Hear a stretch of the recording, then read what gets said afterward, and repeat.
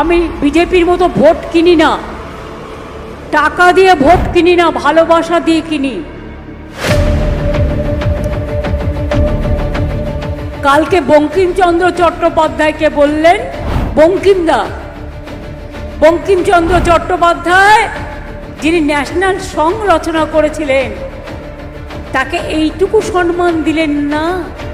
আপনাদের তো মাথা নিচু করে নাক্ষত দেওয়া উচিত জনগণের কাছে, তাতেও ক্ষমা হবে না। আপনারা অসম্মান করেছেন দেশের ইতিহাসকে, দেশের সংস্কৃতিকে, দেশের আন্দোলনকে।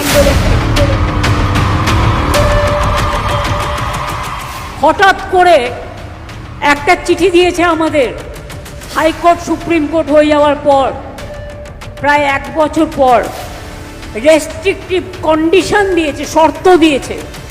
তোমার এই কাগজটা দেখছো না, এই কাগজটার কোনো ভ্যালু নেই, এটা ভ্যালুলেস। তাই এই কাগজটাকে, এটা আমার নোট, গভর্নমেন্টের নোট, এটা সেন্ট্রাল গভর্নমেন্টের অর্ডার নয়, অর্ডারটা পড়ে দিলাম, ছিঁড়ে ফেলে দিচ্ছি। আমি এটাকে মনে করি অসম্মান, অপমান। যতই চক্রান্ত করো, বিভেদকে রুখবো, বাংলাকে ঐক্যবদ্ধ রাখবো। পঞ্চানন বর্মার গায়ে হাত দিয়ে, পায়ে হাত দিয়ে শপথ করে বলছি, আমরা রক্ষা করব বাংলাকে, রক্ষা করব বাংলাকে, রক্ষা করব বাংলাকে।